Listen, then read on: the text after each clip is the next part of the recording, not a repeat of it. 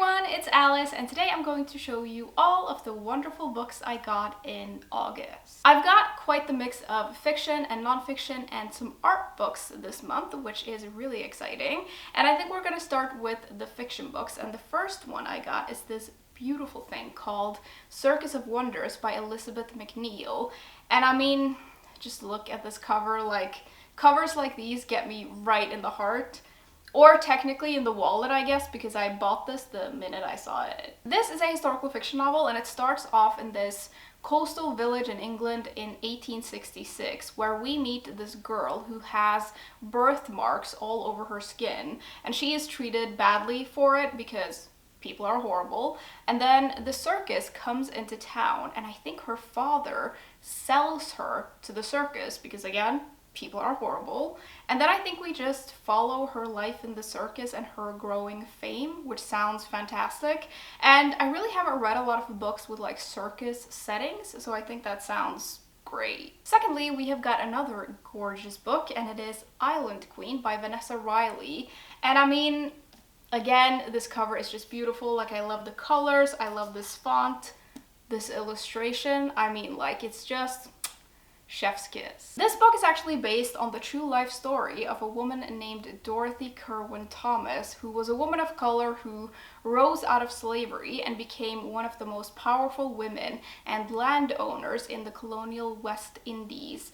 So I think we just get to read about her life and like slavery and colonialism, and we get to see this woman claw her way out of the life she was born to, which is always great to read about. Another historical fiction novel I got is The Dig by John Preston, and I actually had the movie of this recommended to me. I'm pretty sure this is the movie cover, actually, and I saw that there was a book, and I was like, cool, I'll try to read that first, because anything to do with archaeology, I'm interested in. The story in here is set in 1939, so right before the war broke out in Britain, and we meet this widowed farmer who believes that there is something buried on her property, like some treasure or something important and of interest, and she's proven right, and they start digging for it right as like the tension of the coming war is like rising.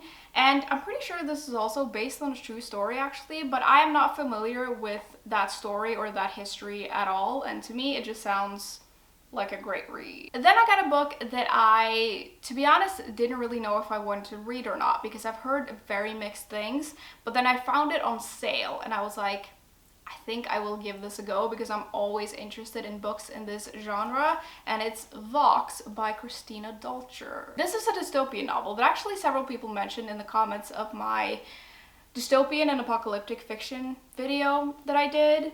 It's set in America, and what happens in here is that the government decides one day that women are not allowed to speak more than 100 words in a day. They're not allowed to hold jobs, and they're not allowed to read or write anymore. And so women have literally had their voices taken away from them, which does sound very interesting. Like I said though, I've heard very mixed things about this, so I don't have like super high expectations, but I do always really enjoy reading dystopian fiction either way, because there's always something in them that's interesting or that makes me think. Next, we've got a little bit of a lighter book that looks right up my alley, and it is Miss Benson's Beetle by Rachel Joyce. This is set in England in 1950, I think, so the country is still reeling from the war, and we meet this woman who is a school teacher and a spinster, and she is really struggling, and she's just trying to survive, and she reaches a breaking point and decides to leave her life behind and go on this expedition in search of her childhood obsession, which is this insect that no one really knows if it exists or not.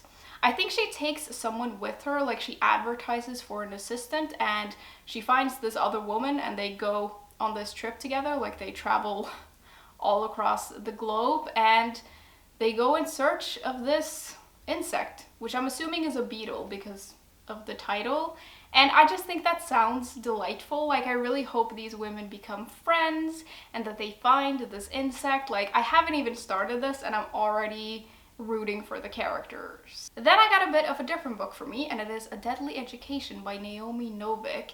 And I got this recommended to me, and someone said that there is like a great magic school in this book, and I was like, that sounds great.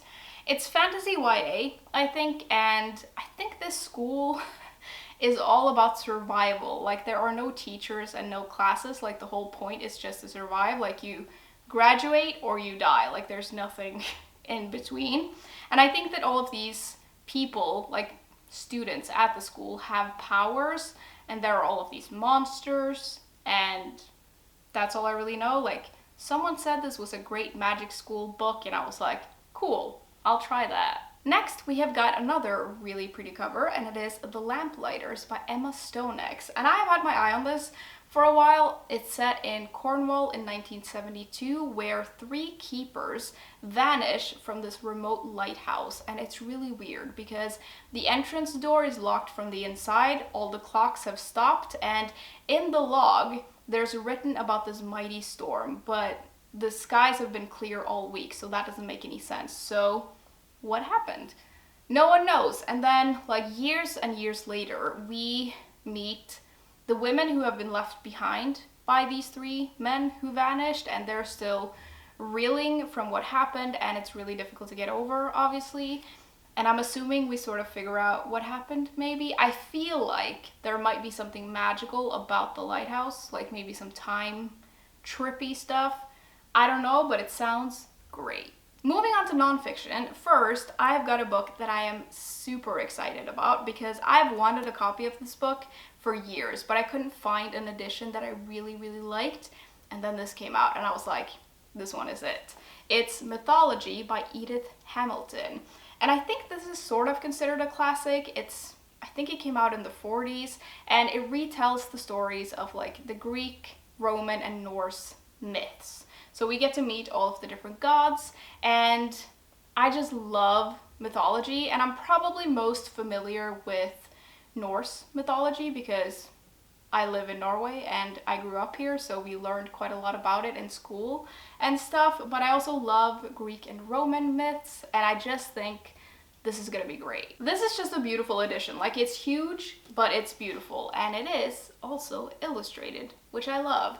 This is Medusa, if you can't tell, and there are these pages as well where we get to see, I guess, like a family tree, or like it organizes the people, which I find very helpful because I can get a little bit confused sometimes, and I just think this looks like a treat of a book. Like, I can't wait to just dive into it. Then I was sent a book by the publishers, and it is Agatha Christie, First Lady of Crime, edited by H.R.F. Keating. And this is obviously all about Agatha Christie, who is one of my favorite authors, and she was kind of like a mysterious woman herself.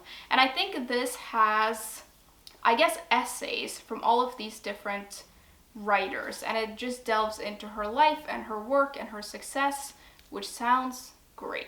I also got a book in Norwegian this month, and it is På naturens skuldre by Anne Sverdrup Tygesen. This translates to On Nature's Shoulders, so it's obviously a book about nature, and it explores how much closer humans are to nature than we sometimes think. Like, it talks about how nature feeds us and gives us medicine and knowledge and joy, and how dangerous it is if we end up not having nature around and we don't get to be as close to it anymore because everything goes up in flames, which is obvious, and yet here we are. Lastly, I got 3 art books that I'm very excited about. I've sort of been wanting to learn more about art history and classic painters, which is something that I've always been interested in, but I don't really know a whole lot about. Like, the only artist I know anything about is Van Gogh, and I want to learn more about other artists that I enjoy. So I got these 3 books from a publisher called Taschen, who are an amazing publisher, by the way. Like, they have so many amazing books on their website, and I kind of want to like get all of them because they all look amazing, but I'm trying very hard not to. So I got these 3 books, and they all focus on a different painter and their life and their art. So first I got this, which is about Caravaggio, and I'm saying it like that not because I'm trying to be pretentious, but because I have this friend, one of my best friends. She speaks Italian, and she low-key judges me every time I say one of these things wrong. So I tried. I probably didn't say it right anyway, but I did try. Now, this painter was a part of the Italian Baroque, and he was like considered the bad boy of the period, and he is one of the greatest artistic influences of all time. I really like his paintings. I don't know a whole lot about them, so I'm excited to read this and learn. Then I got one about Da Vinci, who I'm assuming we all know, but if you don't, he painted the Mona Lisa and also the Last Supper, and he actually did a lot of things. Like, he was a painter, an inventor, an architect, an engineer. Like, he did all kinds of things. And I feel like I don't actually know that much about him, and I don't know much about like stuff that he did that isn't like super famous, so I'm hoping this will give me some insight into that. The last one I got is about Titian. I don't know if that's how you say it. I googled it and that's what it said, but I don't think that that was his actual name. Like, this painter was named Tiziano Vecellio. Probably didn't say that right either, but either way, I really like this painter's paintings, and I've seen some of them in museums, and I always really like them, and I like his use of color and the way that he paints people, and I don't know a whole lot about him, and I'm assuming this book will help with that. Okay everyone, those are all the books that I got in August, and I would love to know if you have picked up any new books lately, or if you're interested in reading any of the ones that I mentioned, or if you have read them, I guess. What did you think? I will leave a link to my other social media in the description, as usual, if you're interested, like my Patreon, and also my Instagram, which I've been posting on quite a lot lately, and it's been really fun. So if you feel like it, you can come hang out with me over there as well, and I will see you soon. Bye!